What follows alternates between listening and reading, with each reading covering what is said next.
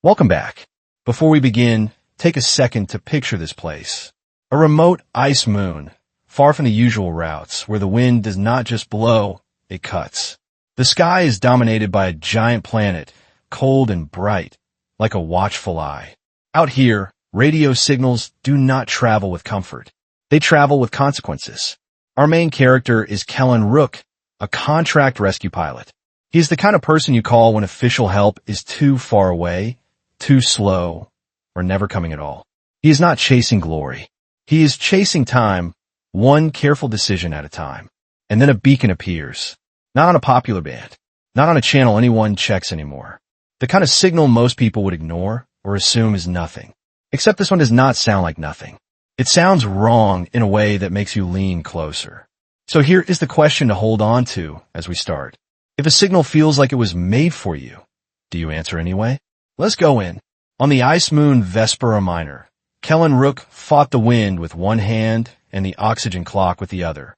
His rescue shuttle bucked through pale dust and wind-blown crystals, while the gas giant overhead filled half the sky with a hard, cold glare. A beacon was calling on a band almost nobody listened to anymore, and it was calling like it expected him. It did not sound like static, and that was the problem. It sounded like breath, like someone tapping a pattern that said, "I am still here." Kellen had heard lies on the radio before, but this one felt engineered to pull him closer. He checked the scrubber readout and felt the number like a hand on his throat. About 2 hours if he stayed calm, kept the cabin sealed, and did not waste heat. So why was a human-only cadence whispering from empty charts? And who wanted him to land before his air ran out? Kellen was a contract rescue pilot, the kind you hired when official teams were too far away or too slow. His job was simple on paper: land, find the source, and extract whoever had triggered the call. The shuttle shuddered as a crosswind slammed its belly. The cabin smelled clean for now, yet Kellen could already taste that faint mineral note of cold metal that always came before trouble. He did not let the countdown show on his face.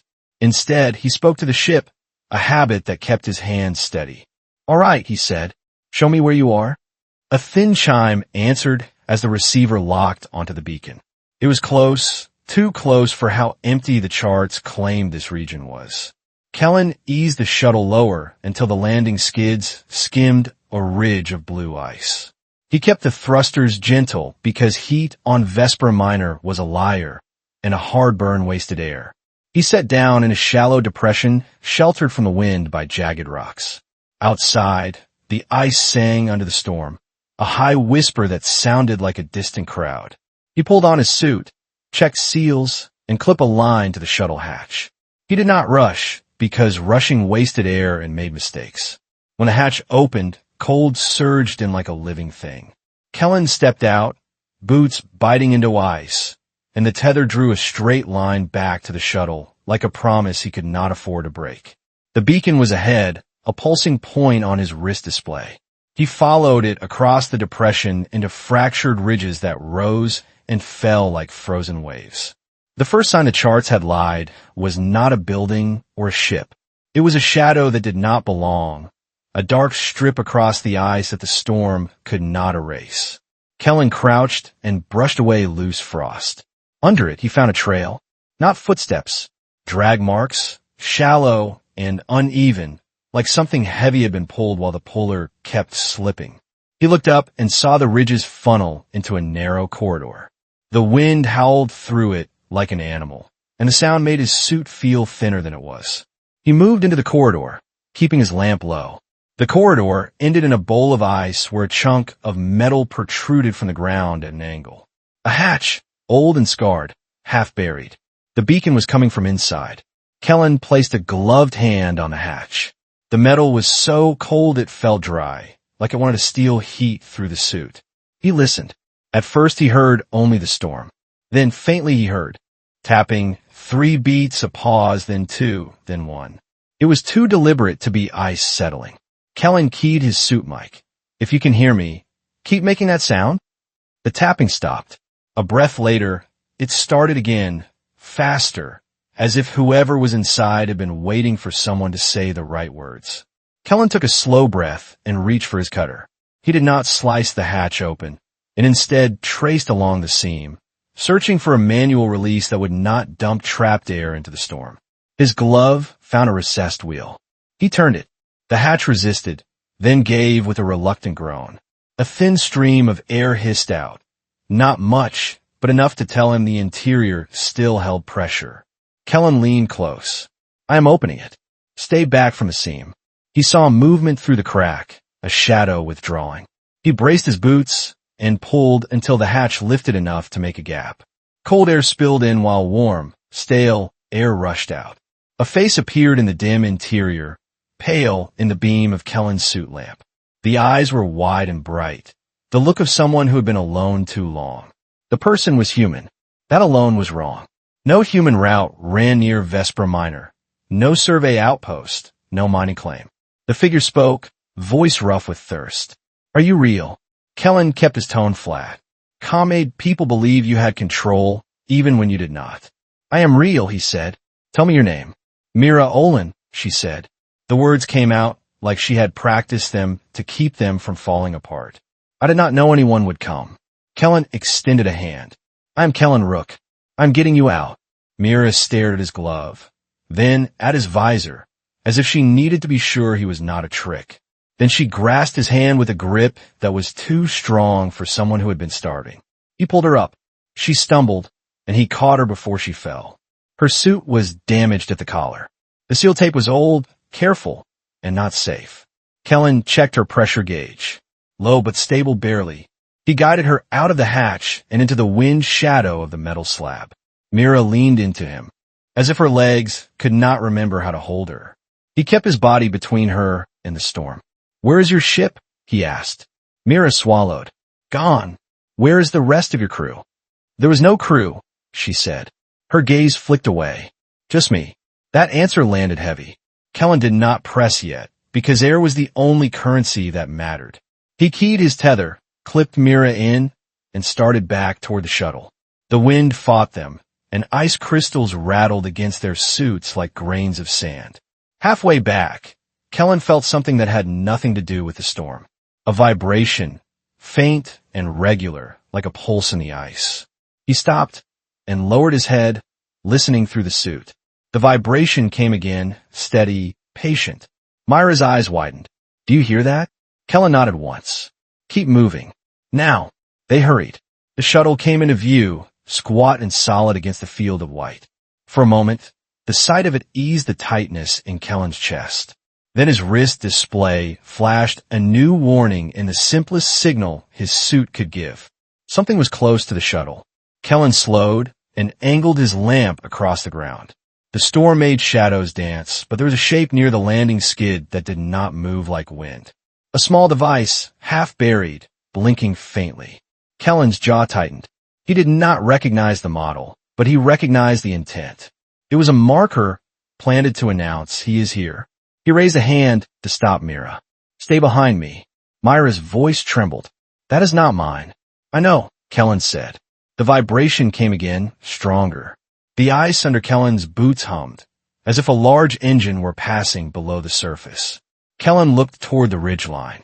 The wind cut visibility, but he caught a brief glint, a moving reflection that tracked their position too smoothly to be random ice. He grabbed the marker with 2 fingers, careful not to trigger whatever it carried, and flung it into the storm. It vanished into the white. Then he took Mira by the arm and pushed her toward the shuttle hatch. Inside. Now.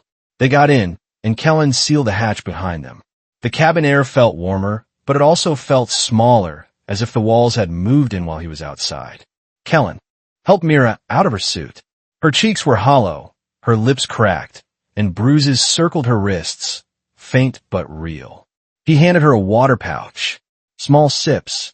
She drank like she was afraid the water would be taken away. Kellen checked the console again. Airtime had dropped, and each breath felt more expensive than the last. Mira sat in the co-pilot's seat with her shoulders hunched. She kept glancing at the sealed hatch, as if she expected it to open on its own. Kellen powered up the thrusters. "We leave." Myra's hands clenched. "They will follow." "Who is they?" Kellen asked. Mira hesitated. "I do not know their names." Kellen did not like answers that hid behind ignorance, but he kept his voice level. Tell me what you do know. Mira stared at the floor. The beacon was not supposed to be used. I used it anyway. The vibration under the hull surged, and the shuttle rocked slightly. Kellen felt it through the seat as something large moved close enough to disturb the ice. His console flickered. A sensor line spiked, then dipped, and a shadow passed under them. Kellen's eyes narrowed. That is not an animal. Myra's voice cracked. It is not from here. Kellen had one thought, clean and sharp. Get airborne. He lifted the shuttle. The skids left the ice, and for a heartbeat the shuttle hovered. A force hit from below. The shuttle lurched. Kellen slammed the controls, fighting for balance as something tugged at the hull, and the cabin lights dimmed.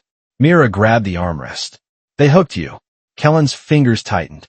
Who did? Mira met his eyes, and the fear there was not just fear of death. It was fear of consequence. The ones who buy rescues, she said. Kellen did not get to ask what that meant. The tug below strengthened, and the shuttle tilted hard, nose dipping toward the ice. Kellen pushed power to the thrusters. Heat rose, and the scrubber would pay for it later, but he needed lift now. The shuttle jerked free. For a second, he saw what had grabbed them through a gap in the storm.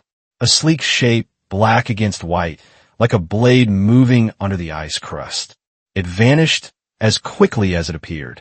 Kellen set a course away from the depression toward higher ground where the ice was thicker and less likely to hide machinery beneath it. The shuttle surged forward. Behind them, the wind swallowed the landing site. But the vibration did not fade, and that minute followed. Kellen flew low, keeping the shuttle close to the ice to reduce exposure and to make the storm work for him. The world outside blurred into white and blue, ridges snapping past like teeth. The sensor picture was poor, and the storm jammed the simple radar. He did not have time to complain. Mira sat rigid, hands clasped in her lap. She kept swallowing as if her throat was closing. Kellen spared her one glance. You are not a random castaway. No, she whispered. Kellen waited. Silence made people feel it. Mira took a shaky breath. I was hired.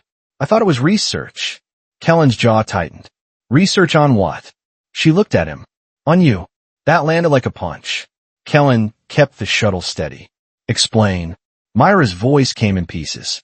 They said humans take risks, others will not. They said humans come when nobody else does. They said it was predictable. Kellen spoke softly. Who are they? I never saw the top people. I saw handlers, she said. I saw a man called Quill on a screen. He designed the site, the hatch, the marker, and the bait. Kellen filed the name away. Quill, the one who built traps. Who was the one on the ground? He asked. Myra's eyes darted. There were hunters. One wore a smooth helmet with no insignia. He moved like he did not need to hurry, she said. He called himself Rays. Kellen heard the name and felt it settle. Rays, the one who executed the capture. And the one who paid for this? Kellen asked. Mira flinched. I heard a title. Patron Wild. Kellen nodded once. That was enough structure to be real. A ridge rose ahead, a spine of ice that could break line of sight. Kellen skimmed along it, using it like a wall. For a moment, the vibration faded. Kellen let himself take one deeper breath. Then the shuttle jolted as something slammed into the side. The cabin rocked. Mira cried out, and Kellen corrected, fighting the wind and the impact. A shape flashed past the side window. Not the under-ice blade this time, but something in the air. A drone. It was small, fast, and built for this weather. It looped and came back with purpose that did not belong to salvage work. Kellen saw a glint on its underside, a launcher that was not meant to kill. It was meant to stick. It was a tag. He snapped the shuttle into a hard turn. The drone overshot, then corrected, too clean and too confident. Mira gripped her seat. They want you alive. Kellen almost laughed, but he did not. Humor was a luxury. That is not reassuring, he said. The drone dove again. Kellen dropped altitude, skimming the ice so close that loose crystals burst into a white spray behind them. The drone followed, but its launcher angle was worse at this height. Kellen aimed for a narrow gap between two ice spires. The gap was barely wider than the shuttle's wings. Myra's voice rose. You cannot fit. Kellen did not look at her. Watch me. He threaded the shuttle through the gap with inches to spare.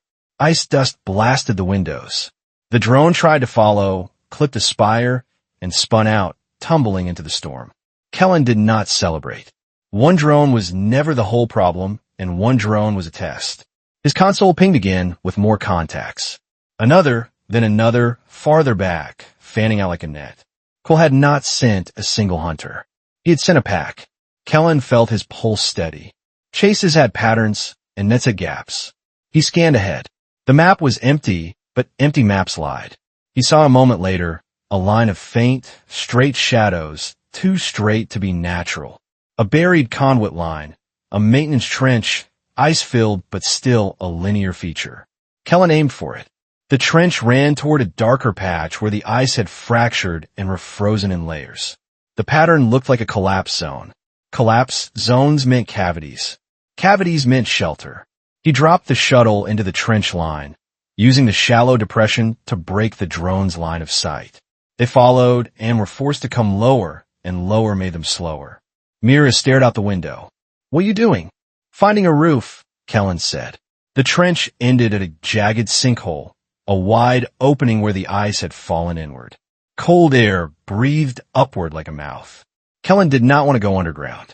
Underground meant unknown, but unknown was better than hunted in open air. He angled the shuttle down into the sinkhole. The world outside turned from white glare to blue darkness. The drones hovered above the opening, uncertain, their sensors struggling with the cavity. Kellen dropped deeper until the opening became a distant circle. The sinkhole widened into a cavern, walls slick with ice. He leveled the shuttle and found a flat shelf of rock where ice had peeled away. He sat down gently, and the cabin settled. The sound of wind faded, and silence pressed in. Mira exhaled shakily. Will they come in? They can, Kellen said. But it is harder. He powered down to reduce heat signature. The cabin lights dimmed, and Mira hugged herself like she could hold her fear in place. Kellen checked air again. Less than before, and time was shrinking like a noose. He turned to Mira. You used the beacon. What? Mira swallowed. Because they told me to wait. They told me you would come. They told me if I tried to leave, they would end it. And what? Kellen asked. Myra's eyes flicked down to her wrists. Me. Kellen watched her, reading the hunch of her shoulders and the way her gaze avoided his. You are not just bait, he said. You are part of the mechanism. Myra's voice was small. I thought I could control it. I thought I could warn you when you arrived. Kellen nodded once. He could work with regret, because regret meant a person might choose differently next time. A faint tapping echoed in the cavern, distant and metallic. Kellen froze. The sound did not come from above. It came from deeper inside. Myra's eyes widened. That is not ice. Kellen listened again. Top, top. A pause. Top, top. It sounded like a signal. Someone else was down here. Kellen stood. He did not draw a weapon, because he did not need a weapon to make mistakes.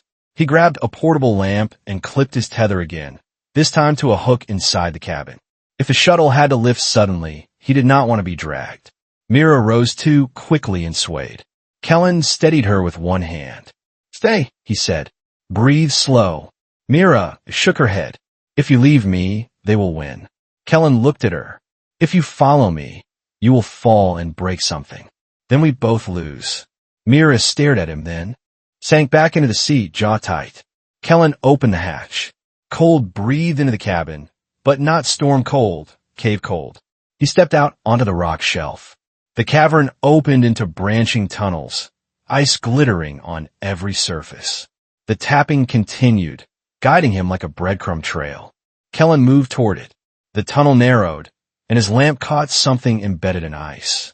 A panel, industrial, not natural. He brushed frost away and found a seam. A door. He placed his glove on it. The metal was warmer than it should be.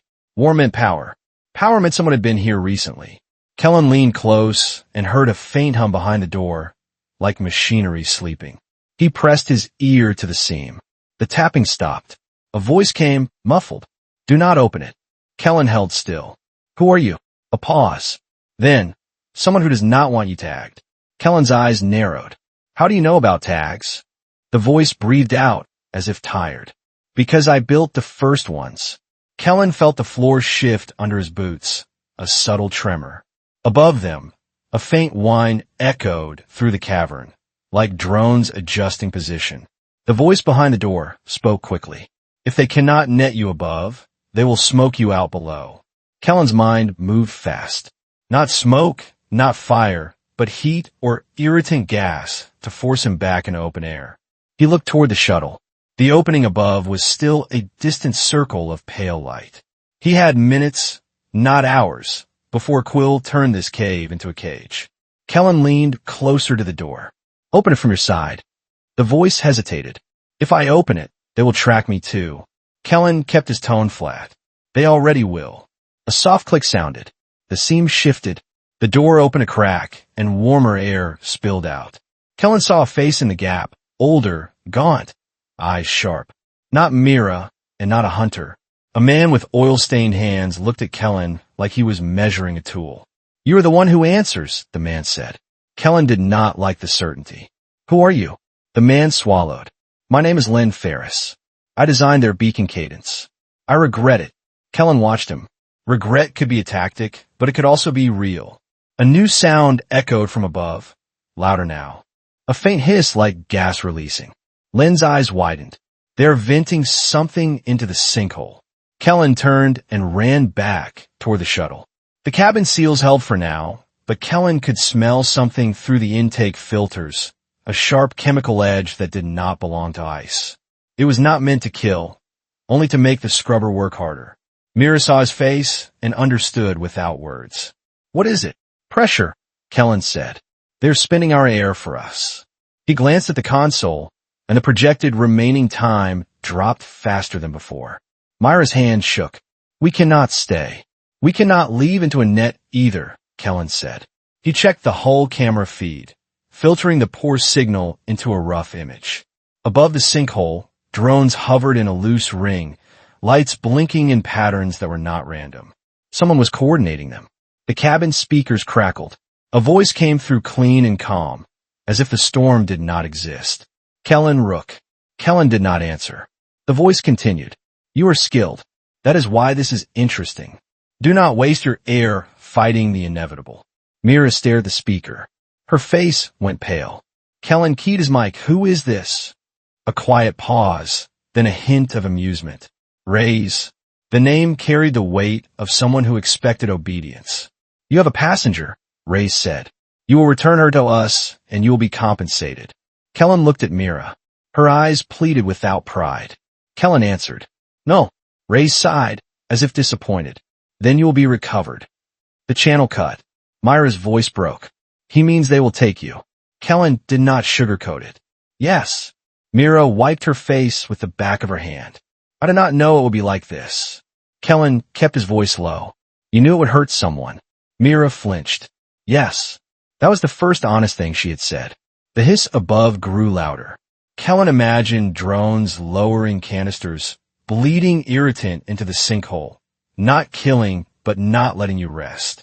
He opened the hatch and stepped out again. Len Ferris stood on the rock shelf, breathing hard, eyes fixed on the opening above. He had followed.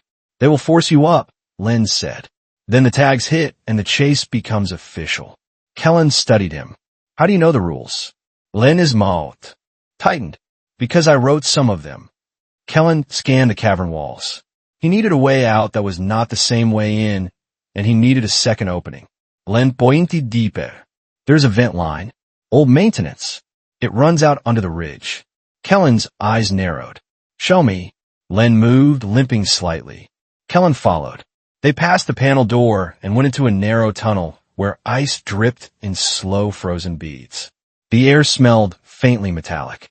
The tunnel opened into a chamber with industrial remnants, a broken ladder, a conduit bundle frozen mid-coil, and a hatch in the floor, half buried. Len crouched and brushed away ice. This was a service exit. It goes out to the trench line. Kellen tested the hatch. It did not move. Len pulled a small tool from his pocket, a manual crank. I kept this because I thought I would need it. Kellen watched him work. The crank bit into a hidden socket, and Lynn turned, straining. The hatch groaned and shifted. Cold air rose from below, carrying the faint scent of open storm air. Kellen ran back. Mira looked up when he entered. What now? Kellen kept it simple. We exit through a maintenance line. Quiet. Fast. Mira stood, then swayed, and Kellen caught her. He helped her into her suit again, sealing her collar with fresh tape from his kit. He did not have time for perfect, only functional. Lynn stood at the hatch chamber with his lamp steady. He looked at Mira, and guilt crossed his face. Mira stared back. You help Quill. Lynn flinked. Yes. Kellen cut in. Later. They went down through the floor, hatch into a narrow shaft. The ladder was cold and slick, and Kellen went first, then Mira, then Lynn.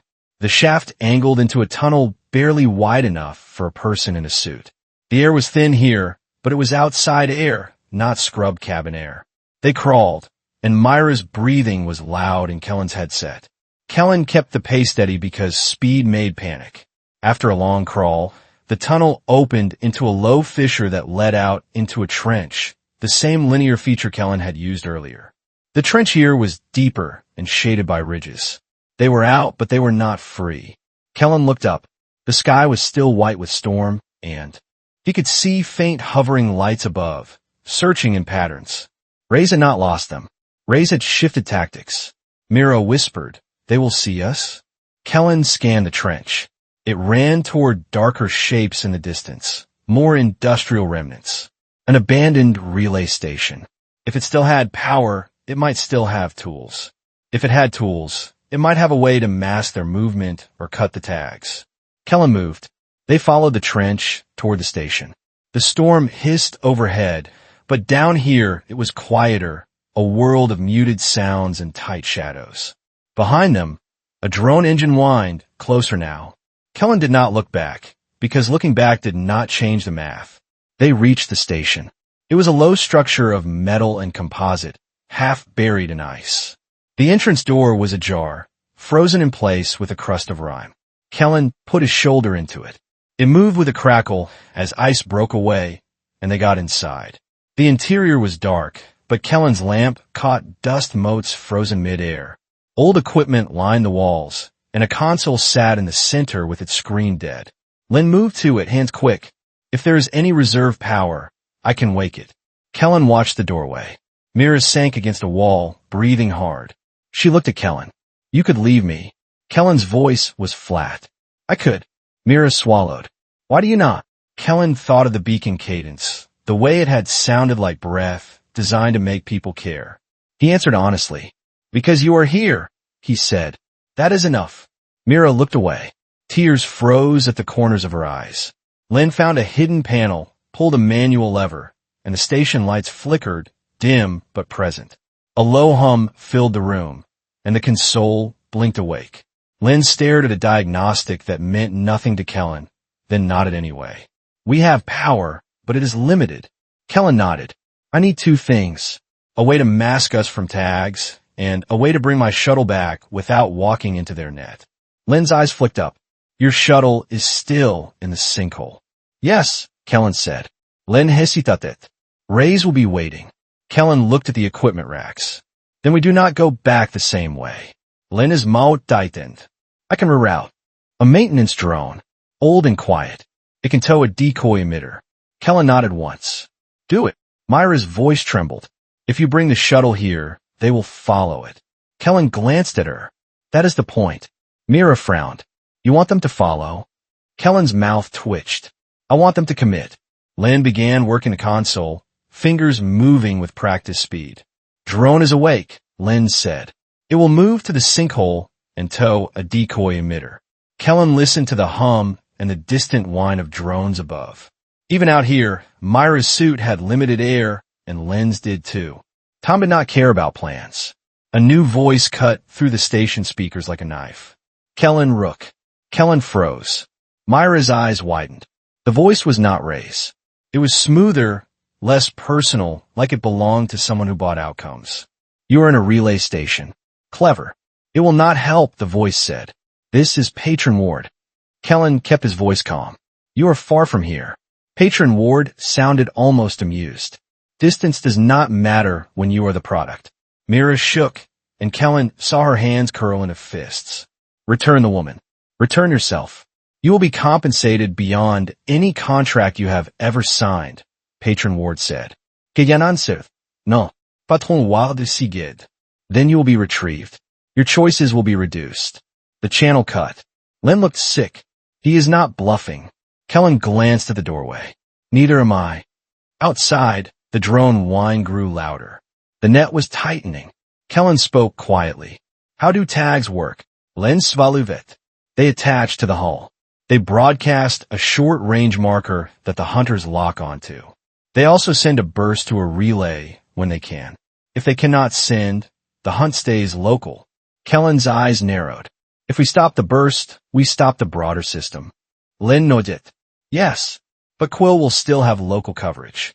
Kellen looked at Mira. Did they tag me already? Myra's face tightened. I do not know. Kellen checked his suit for any stuck device. Nothing obvious. He remembered the marker he had thrown into the storm. It had felt like a test, and tests always came before the real move. Kellen's voice stayed steady. We draw Ray's away from the sinkhole and reach the shuttle before he can place a real tag. Len stared. Ow! Kellen looked at the station door. We use their hunger. Mira frowned. Hunger? They want me alive and clean, Kellen said. That means they will not flatten this station. They will come in. Len's eyes widened. You want to trap them inside? Kellen nodded once. Yes. Mira swallowed. That is insane. Kellen looked at her. It is also practical. Kellen moved fast through the station, not wasting words. He found old thermal packs, spare sealant, and a coil of insulated cable. Len watched, understanding the intent. You're going to overload the station power and blind their drones. Kellen nodded. Only long enough. Mira steadied her breathing. Her eyes followed Kellen's hands like she was trying to learn the rhythm of survival. Kellen kept his voice low. When Ray's enters, you stay behind cover. You do not run. Running makes you visible. Mira nodded, lips pressed tight. Len svaluvet. If Ray's enters, he will not be alone. I know, Kellen said. The drone whine outside shifted pitch like machines coordinating. Then the station door creaked. Small shadows slid into the doorway. Drones, quick and quiet, lights dim, scanning. A larger shape filled the doorway. Ray's.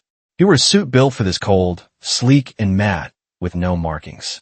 His visor was dark, and his posture was relaxed, like someone who had seen this ending too many times. Ray's looked around, his head tilted as if listening. His voice came through calm, almost polite. Kellen Rook, you are making this entertaining. Kellen did not answer. Ray stepped closer, boots quiet on metal. His gloved hand lifted, palm open, like he offered handshake. I do not want to break you, Ray said. I want to carry you. Kellen spoke from behind a rack. You are not carrying anyone. Ray's turned toward the sound. Ah, there you are. Kellen moved. He yanked the insulated cable across a junction box and slammed thermal packs against it, spiking heat where the old power lines were weakest. It was crude, but crude worked when systems were tired. The station lights flared bright, then dimmed hard. The drones stuttered, stabilizers fighting sudden interference. Len hit a manual switch on the console that he had armed earlier. The station emitted a pulse of electromagnetic noise that made the air feel tight. The drones dropped, clattering to the floor. Ray staggered as suit compensators corrected. His visor stayed dark, but his posture changed. Now he was alert. Kellen lunged, closing distance before Ray's fully recovered.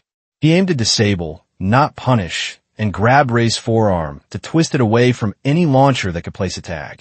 Ray's moved like he had trained for tight spaces, turning with the force. His elbow came up and struck Kellen's shoulder. Pain shot through Kellen, sharp but not crippling. Kellen stepped in instead of back. Ray's voice stayed calm. You fight well. Kellen answered, I have had practice. Ray shifted, trying to hook Kellen's suit collar. It was a placement move. Kellen blocked, slamming his forearm into Ray's wrist. Metal clicked, and something small skittered across the floor. The tag had fired. Kellen kicked it away. It bounced under a rack and vanished into shadow. Ray's head turned toward it for a fraction of a second. That fraction was enough. Kellen drove his shoulder into Ray's chest, pushing him into the console. The console cracked, sparks spitting. Len shouted, "Stop! You will kill the power." Kellen did not answer. He grabbed Ray's harness and yanked, pulling him off balance and forcing him toward the station door. Ray's resisted with shocking strength.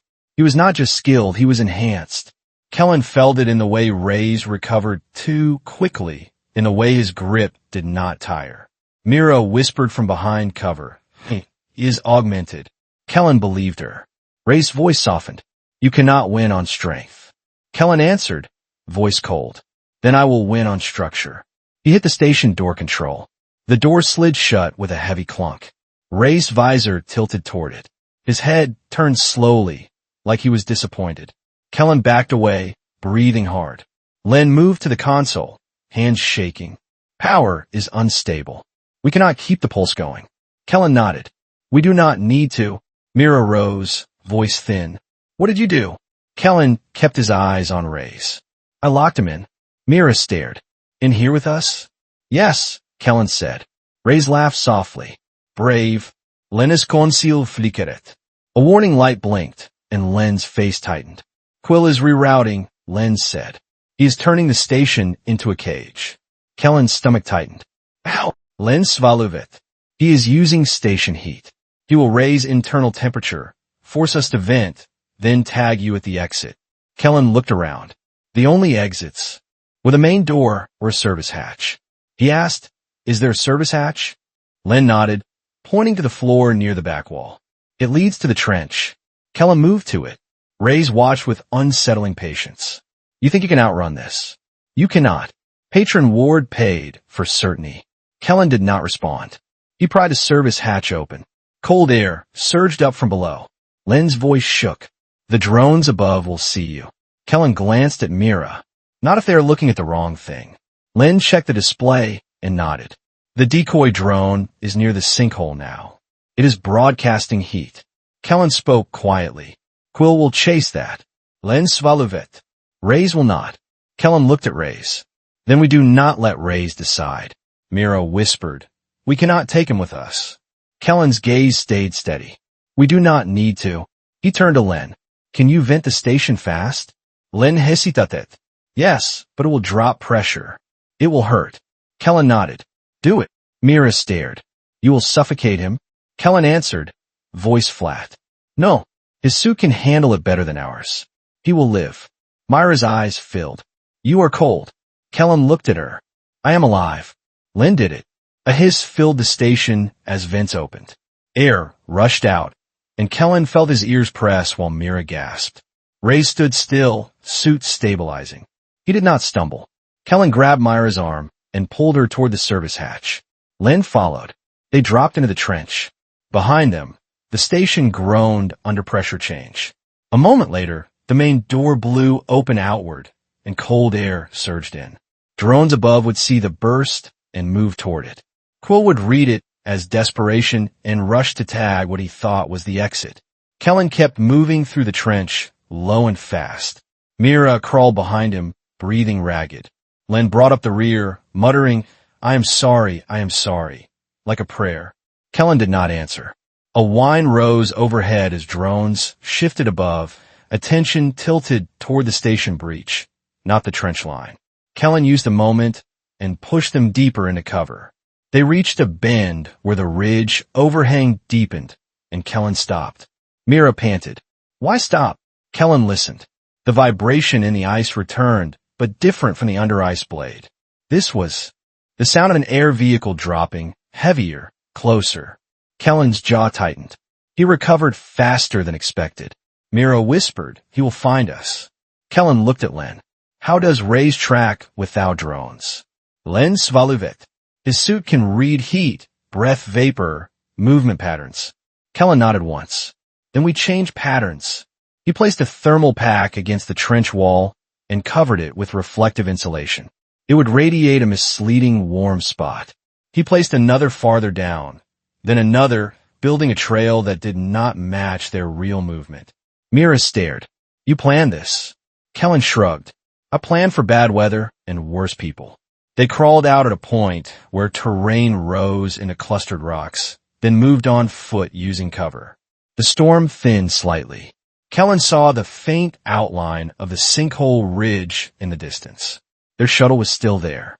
Len speak quietly. Quill will be at the sinkhole. Kellen nodded. Yes. Myra's voice was small. Then we're going to die. Kellen looked at her, and his tone did not soften much, but it shifted enough to be real. Not if we end this here.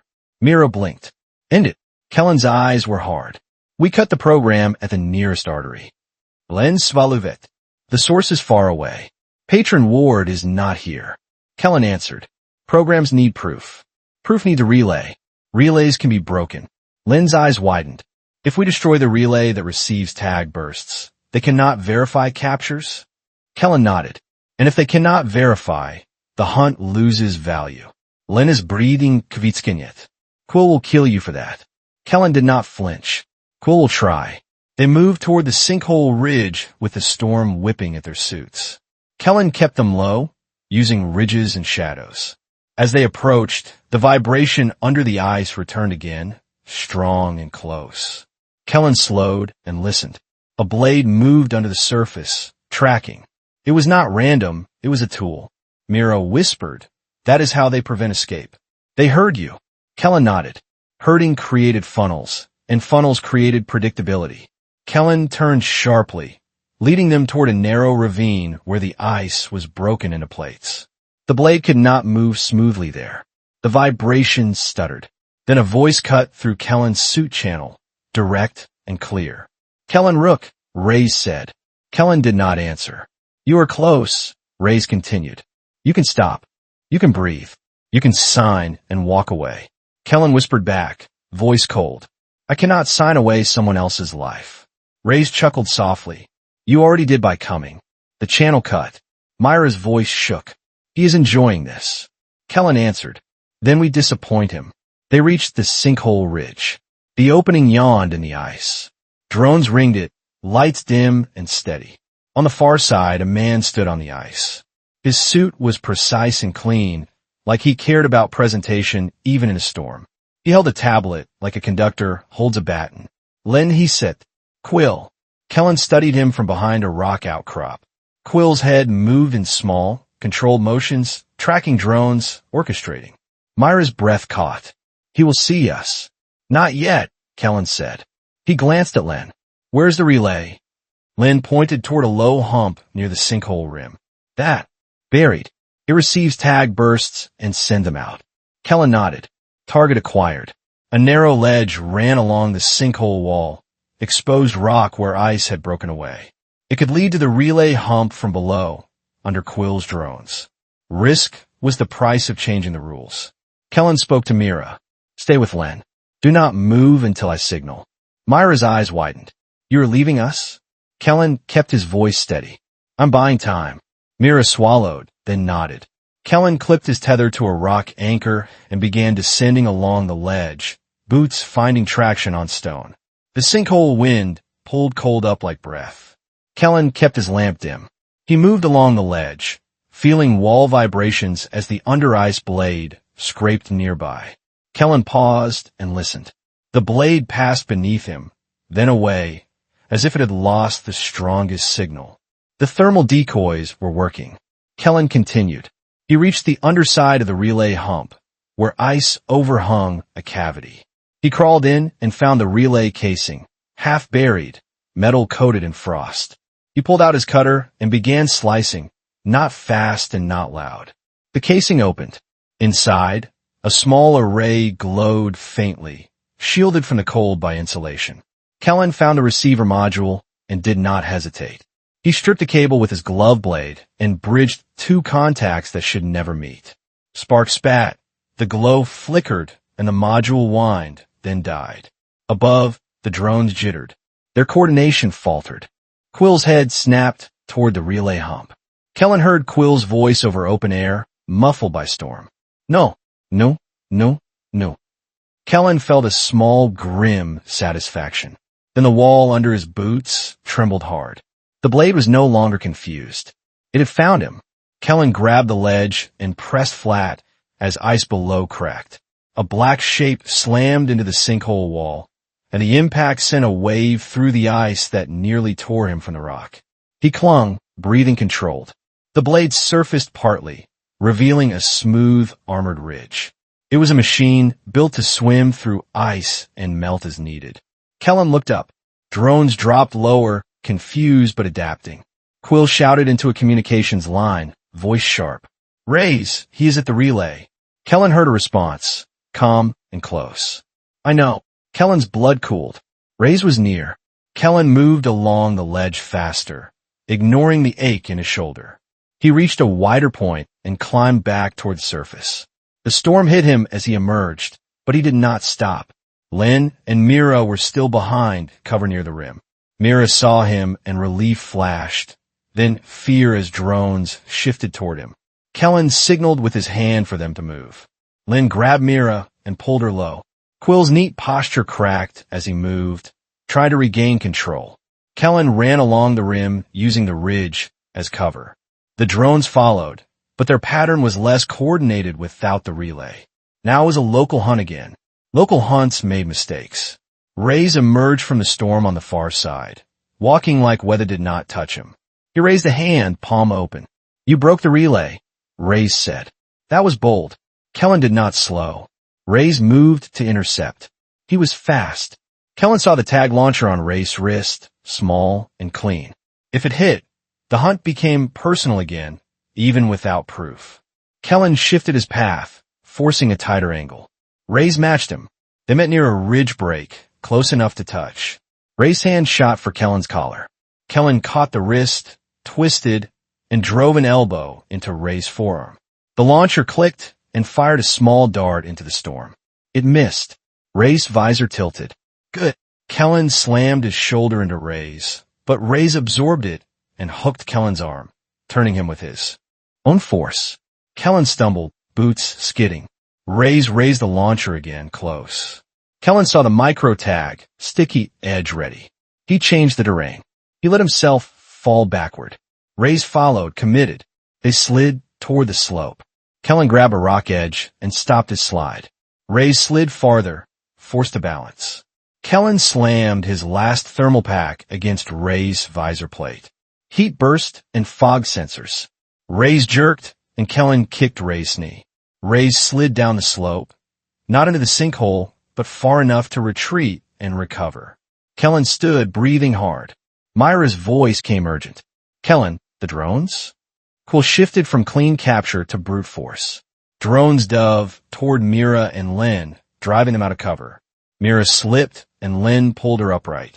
Kellen ran to them, ignoring the pain. Lynn's eyes were wide. "We cannot stay." "Quill, keep pushing." Kellen nodded. "We go now." Mira looked at him. "Where?" "Your shuttle is still in the sinkhole." Kellen glanced at the decoy display on his wrist.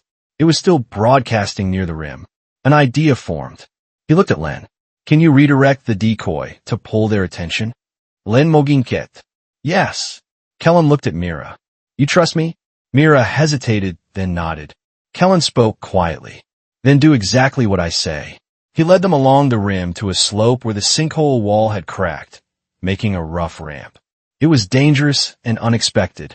Kellen clipped his tether to Mira, then to Lynn, linking them. He began descending. The slope was slick and the wind shoved. Drones dove after them, but their angle was worse on the slope. Rays reappeared above, visors still fogged in patches. He watched them descend, head tilted. Quill's voice echoed across open communications, sharp and angry. "Do not let him reach the shuttle." Kellen slid and climbed, using hands when boots failed. They dropped into darkness. Storm sound faded. The cavern breathed cold and quiet. Kellen saw his shuttle on the rock shelf where he had left it. He ran to it and opened the hatch. Warm cabin air hit his face like a memory. He got Mira inside first, then Lynn. Then he turned back toward the cavern opening. A shape dropped into the sinkhole above, fast and controlled. Rays. He landed on the ledge with a thud and moved down toward the shuttle. No drones followed, because drones struggled in the cavern. This was personal. Kellen sealed Mira and Lynn inside and stepped back out onto the rock shelf. He faced Rays in dim light. Ray's voice came calm again. You broke the relay. You forced the hunt to stay local. Clever. Kellen answered. You cannot prove capture now. Ray's chuckled. Proof is for Ward. I do this for my own standards. Ray's approached. Servo assistance was quiet, and frost clung to his suit seems like a second skin. Kellen knew he could not win a long fight. Air was ticking, and Mira and Len were waiting. He needed a short fight. He needed a finish. You are worth the trouble, Ray said, almost gentle. Kellen answered, that is a terrible compliment. Ray's hand rose, launcher ready. Kellen moved first, lunging past Ray's toward the old hatch where Mira had been trapped earlier. Ray's turned, surprised. Kellen spun the hatch wheel and sealed it. Ray's visor tilted. What? Kellen's eyes were hard. Because you have one weakness. Ray's posture shifted. I do not. You like certainty, Kellen said. You like clean capture. Ray's voice stayed calm. Yes. Kellen nodded. Then you hesitate when you cannot confirm the tag will stick.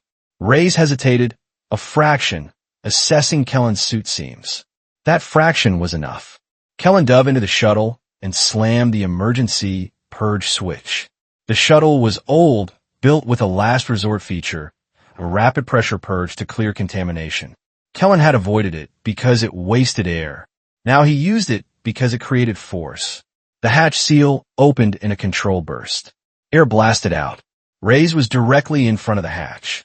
The burst hit him and slammed him backward. He recovered fast, but he had to recover. Kellen sealed the hatch. Inside, Mira and Len stared wide-eyed. Mira whispered, You dumped our air. Kellen checked the console. The projection dropped again, but not to zero. They still had enough to run if they did not waste it. Kellen met Myra's eyes. We are leaving now. Len's face was pale. Ray's will follow the shuttle and tag the hull from outside. Kellen nodded. Not if we make the hull impossible to tag. Len Moginket. What does that mean? Kellen put his hands on the controls. It means we fly through something that scrapes. Mira swallowed. What scrapes inside a sinkhole? Kellen remembered the maintenance shaft, the narrow walls, the hard turns. He answered, the maintenance shaft. Len's eyes widened. It is too narrow for the shuttle. Kellen nodded. Not for the whole shuttle. For part of it. Len started. You're going to shear off your wings.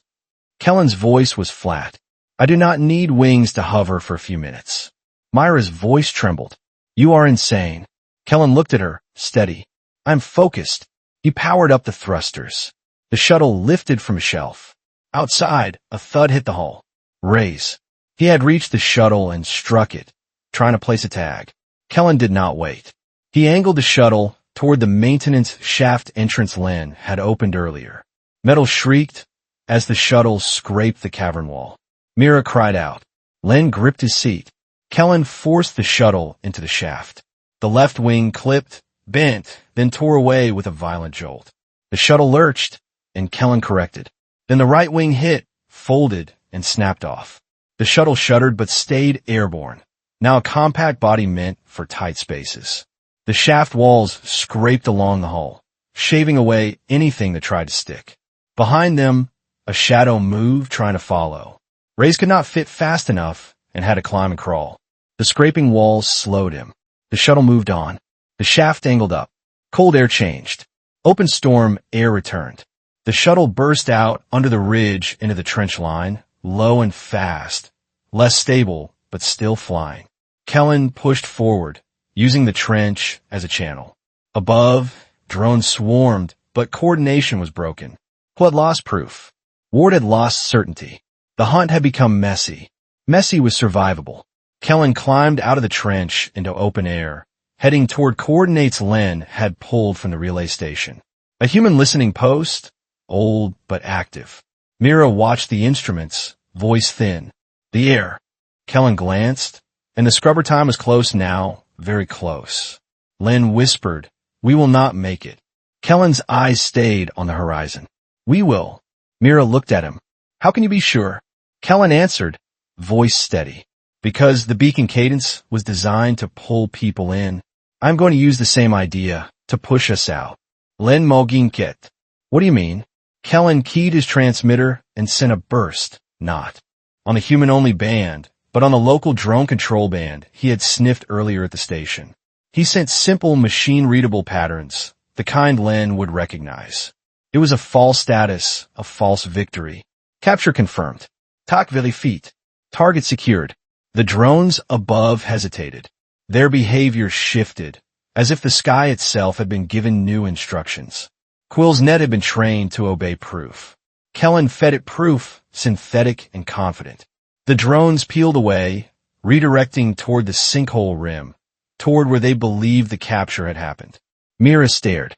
You are lying to machines? Kellen's mouth twitched faintly. Machines lie all the time. Ahead, through haze, a steady warm light blinked. A tower beacon, human-made, slow rhythm. The listening post. Kellen descended toward it. The shuttle trembled, systems strained from missing wings, but it held. He sat down on a pad barely visible under drifting ice. The moment the skids touched, Kellen cut engines and hit hatch release. Cold surged in. Warm air rushed out. The scrubber time was nearly gone. Kellen grabbed Mira and pulled her out, then Len. They ran toward the post door, a heavy slab with a human-style manual wheel. Kellen spun it. The door opened, and warm air hit them thick and real. They stumbled inside. The door sealed behind them with a heavy clunk that sounded like safety. Mira sank to the floor, shaking. Len leaned against the wall, eyes closed, breathing like he'd been holding it for years. Kellen stood still a moment, letting his lungs adjust. Then he looked at the interior console. A human operator appeared on screen, startled, a woman with tired eyes and a patched uniform. Identify, she said. Kellen Rook, he answered. Contract rescue. We are compromised. The operator's gaze flicked to Mira and Len. Compromised by who? Kellen said, people who buy rescues. The operator's jaw tightened. We have heard rumors. Kellen did not waste time. You have relay logs. Do you have any record of Patron Ward? The operator hesitated. That name is flagged. Kellen nodded. Good. I destroyed their local relay. They will try to replace it. The operator leaned closer. Why should we trust you? Kellen looked at Mira, then back. Because they will come here next if you do not. The operator stared, then nodded sharply. All right. Get to decontamination. We are locking down. Mira looked up. At Kellen, eyes wet. Is it over? Kellen answered. This hunt is over. Mira swallowed. What about Ward? What about Quill? What about Ray's? Kellen's gaze hardened. They lost the product. They lost proof. They lost the value. Len whispered. Ward will not forgive. Kellen said, he does not have to. The operator returned, voice urgent. We are seeing drone traffic shifting away. Their net is collapsing. Kellen nodded once. Mira rose slowly, trembling, then stepped closer. She did not touch him, and she simply stood near, like proximity was a question. Kellen looked at her. You are safe here for now. Myra's voice was small. I want to make it right. Kellen said, then tell the truth, all of it to them. Mira nodded, tears spilling. I will. Len watched Kellen, guilt and fear mixing. They will come for me too. Kellen looked at him. You built the first tags. Now you help build the evidence that ends them. Len swallowed it. Ow! You testify, Kellen said. You give logs. You name Quill, Rays, and Ward. You explain the cadence and the bait. Len nodded slowly, as if the weight finally had a direction. The operator spoke again. We are recording. Start from the beginning. Mira inhaled, then began. She spoke about the contract and the promises. She spoke about the hatch and the marker. And she spoke about the cadence and the certainty they sold. She spoke about the bruises on her wrists and how she told herself it was temporary. She spoke about the moment she used the beacon, not because she wanted the hunt, but because she wanted it to end. Kellen listened, face still, and something in his chest eased. Not relief, but a small shift away from isolation. When Mira finished, the operator's face was pale. This is enough to trigger an investigation. Len added his part, voice hoarse. He described the tag relay, the proof chain, and the way captures were verified and sold. He said Patron Ward's name like it burned. He said Quill's name like a stain he could finally point at. He said Ray's name and shook, then steadied. The operator nodded, eyes hard. We will forward this to Earth jurisdiction and to the neutral tribunals. Kellen blinked once. Neutral tribunals meant slow. Slow meant Ward had time to run. Kellen did not say it. He did not need to. The operator continued. We will also broadcast a warning on the human-only band. We will tell every rescue pilot the cadence is compromised. Kellen's jaw tightened. Change the cadence. Do not just warn. The operator nodded. We will change it. Mira looked at Kellen. You saved me. Kellen answered. You saved yourself when you decided to speak. Myra's eyes filled again.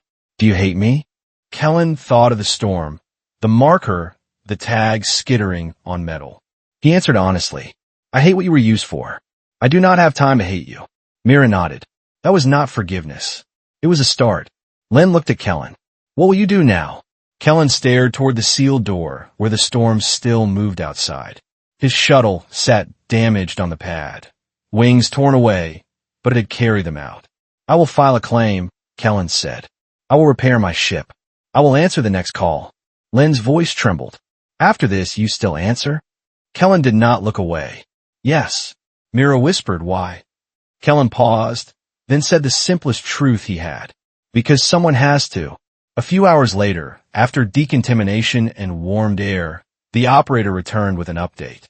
We intercepted an encrypted broadcast, she said. Patron Ward is pulling funds. Quill is going dark. Len exhalet, shaking. He is running. Kellen nodded. He will not stop. He will rebrand. The operator nodded. We have his pattern now. Mira looked up. And raise. The operator hesitated. No signature. Kellen felt the quiet in his chest shift again. Not fear, but awareness. Raise did not need a broadcast. Raise moved in silence. Myra's voice was soft. Is he coming? Kellen answered calm. Not here. Not now. Mira watched him. How can you be sure? Kellen's mouth twitched barely. Because I ruined his clean ending. He stood and walked toward the door that led to the pad. The operator called after him. Where are you going? Kellen answered without turning. To look at my ship. Outside, the storm had eased into a quieter drift. The gas giant still glowed above the horizon, indifferent and vast. Kellen stepped onto the pad and stared at his shuttle. It was scarred, wings gone, hull scraped, but it had carried them out. He placed a gloved hand on the cold metal and felt a faint vibration, not from engines, just wind. And structure. He breathed in, and for once, the air did not taste like a countdown. Behind him, the post door opened. Mira stood in the doorway, wrapped in a thermal blanket. She did not step onto the pad, and she simply watched him. Kellen did not look back right away. When he did, his voice was quiet. You did not have to follow. Myra's voice was small. I did not want to be alone again. Kellen nodded once. Then do not be. Mira swallowed. What are we now? Kellen considered the question. He did not like labels because labels were contracts in disguise. He answered plainly. We are two people who survived something that was meant to be certain. Mira nodded, tears clinging to her lashes in the cold air. Kellen turned back to the shuttle and began making a list in his head. Parts to replace, seals to check, wings to rebuild. Work was how he stayed human. Above them, the gas giant rolled in silence. Far away, beyond this moon, Patron Ward would be rewriting his program, and Quill would be searching for a new cadence. Kellen did not chase them today. Today, he ended this hunt. And that was enough. If you stayed with Kellen to the very end, you already know what this story is really about. It is not just ice and storm. It is not just drones and traps. It is the quiet moment when a person decides someone else's life is worth their own air, their own time, their own safety, even when the universe offers every excuse to walk away. On Vespera Minor, the hunt was supposed to be certain. The beacon was supposed to be bait. The outcome was supposed to be purchased. But certainty breaks when one human refuses to be owned. Kellen did not win because he was the strongest. He won because he stayed clear, stayed stubborn, and chose a line he would not cross. Mira did not survive because she was lucky. She survived because at the edge of the countdown, she chose truth over fear. Somewhere out there, another signal will eventually rise from the noise. Another call will try to sound like breath. Another system will promise a clean ending, and someone will have to decide again whether to answer. Thank you for listening. If this story hit you in the chest, do me a favor. Tap like so YouTube knows you want more science fiction with real stakes. Share this with a friend who loves space survival and hard choices. And if you want to keep traveling with stories like this, subscribe to the channel and turn on notifications so you do not miss the next transmission. Until then, keep your head clear, keep your courage quiet, and when the universe tries to sell you certainty, remember you still get to choose.